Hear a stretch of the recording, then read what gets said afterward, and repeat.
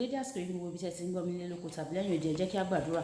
Bàbá wa ayérayé nínú àwọn ọ̀run àṣeyín lọ́ba fún àánú àti oore ọ̀fẹ́ tí a rí gbà tí ẹ tún mú kárí ọjọ́ ajé mìíràn nínú oṣù kìíní nínú ọdún 2024. Àṣeyín lọ́ba nítorí pé ẹ fi àánú dá wa sí. Àṣeyín lọ́ba nítorí pé a mú wa kí a wà ní orí erùpẹ̀. Ẹ kò jẹ́ kí a di ẹni àkọlẹ̀bọ̀. Ògo ni fún orúkọ yín. Ọ̀rọ̀ náà tí a gbọ́ lónìí kó ṣe ayé àti ọkàn wa ní rere. Àsì ní èní ọjọ́ ajé, ọrọ̀, ìbùkún, àlàáfíà kó wá wa wálé ní orúkọ Jésù. Ọ̀rọ̀ náà tí a gbọ́ lónìí kó ṣe ayé àti ọkàn wa ní rere. Tó tí a gbàdúrà orúkọ Jésù lọ wa. Àmín àmín orúkọ Jésù. Ìwé ọ̀run ṣíṣí tí a tẹ ọwọ́ olùṣọ́ àgùntàn Enoch Adeboye kọ ní ọjọ́ ajé ọjọ́ 15 oṣù kìíní. Àkòrí yóò dára apá keje. Àkọ́sórí Jóẹ́lì orí ìkejì ẹsẹ̀ ìkarùndínlọ́gbọ̀n. Jóẹ́lì orí ìkejì ẹsẹ̀ ìkarùndínlọ́gbọ̀n. Èmi yóò mú ọdún wọn nì tí eṣú ti jẹ run padà fún yín o. Èyí tí eṣú òun irú kòkòrò jewéjewé àti irú kòkòrò jewéjewé kejì àti irú kòkòrò jewéjewé mìíràn ti fi jẹ àwọn ogun ńlá mi tí mo rán sáàrin yín.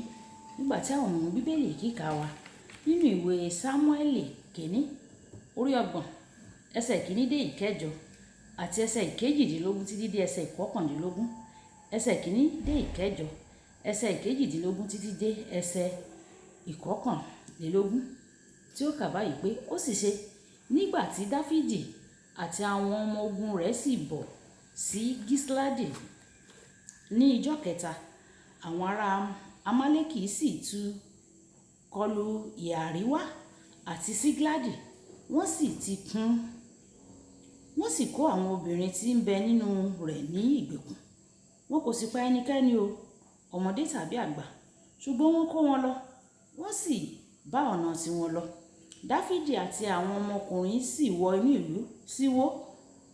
A ti kú wọn àti obìnrin wọn àti ọkùnrin wọn àti ọmọbìnrin wọn ni a ti kó ní ìgbèkùn lọ. Dáfídì àti àwọn ènìyàn rẹ̀ tí ó wà lọ́dọ̀ rẹ̀ sì gbé ohùn wọn sókè, wọ́n sì sọkún títí agbára kò fi sí fún wọn mọ́ láti sọkún. A sì kó àwọn aya Dáfídì méjèèjì ní ìgbèkùn lọ, Ahinoamu ará Jesreeli àti Abigaili aya Nabali ará Karmeli. Dáfídì sì bànújẹ́ gidigidi nítorí pé àwọn ènìyàn náà ń sọ̀rọ̀ láti sọ ní òkúta, nítorí tí inú gbogbo àwọn ènìyàn náà ti bàjẹ́, olúkúlùkù ọkùnrin nítorí ọmọ rẹ̀ ọkùnrin àti nítorí ọmọ rẹ̀ obìnrin. Ṣùgbọ́n Dáfídì mú ara rẹ̀ ní ọkàn le nínú Olúwa.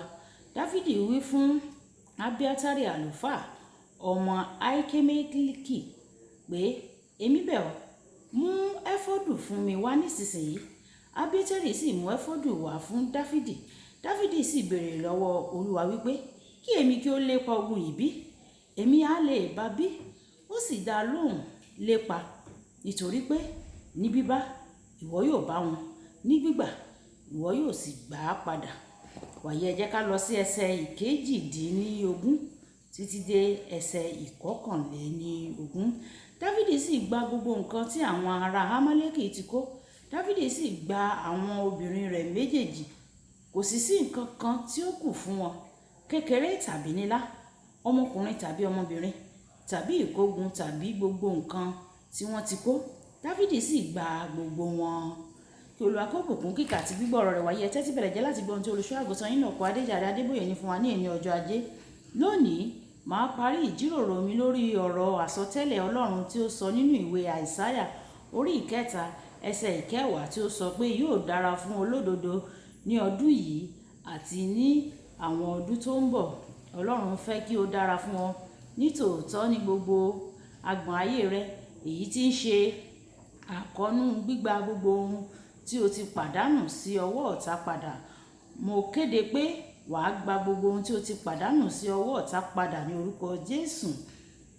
Bàbá wa tí ó wà ní ọ̀run sọ nínú ọ̀rọ̀ rẹ̀, èmi yóò lọ síwájú rẹ, èmi yóò sì tẹ́ àwọn òkè ńlá pẹrẹsẹ, èmi yóò sì fọ́ gbogbo ẹnu ọ̀nà idẹ, èmi yóò sì ké ọ̀já irin. Ìwé Àìsáyà orí 55 ẹsẹ̀ 1. Lọ́rọ̀ mìíràn, Ọlọ́run fi ìdánilójú ìwàláàyè rẹ̀ hàn fún wa bí a ṣe ń la ọdún yìí kọjá. Olúwa wa Jésù Kristi tún fi nǹkan dá wa lójú nínú ìwé Jòhánù orí ìkẹrìndínlógún ẹsẹ̀ ìkẹtàléníọgbọ̀n. Nǹkan wọ̀nyí ni mo sọ fún yín tẹ́lẹ̀, kí ẹ̀yin kí ó lè ní àlàáfíà nínú yín. Nínú ayé ẹ̀yin yóò rí ìpọ́njú, ṣùgbọ́n ẹ tújú ká, nítorí mo ti ṣẹ́gun ayé. Àwọn ọ̀rọ̀ tí kò lè díbàjẹ́ yìí jẹ́ ìdánilójú fún ọ, láì náání àwọn ohun tí ìrírí rẹ jẹ́ nínú ọdún yìí o tó lè là kọjá. Yóò dára fún ọ ní ọdún yìí, olùfẹ́, bí ó bá lè dára fún ọ kí ó bá lè dára fún ọ nínú ọdún yìí. O gbọ́dọ̀ kọ́ ẹ̀kọ́ kan nínú Bíbélì kíkà wa tòní. Dáfídì béèrè lọ́wọ́ Ọlọ́run kí ó tó lépa ọ̀tá o. Ọlọ́run sì fún un ní ìdánilójú ìṣẹ́gun. Mo gbà ọ́ ní ìyànjú láti sọ ọ́ di bárakú, láti máa wá ìdarí láti òkè fún ohun gbogbo tó tọ̀nà tí o fẹ́ ṣe ní ọdún yìí.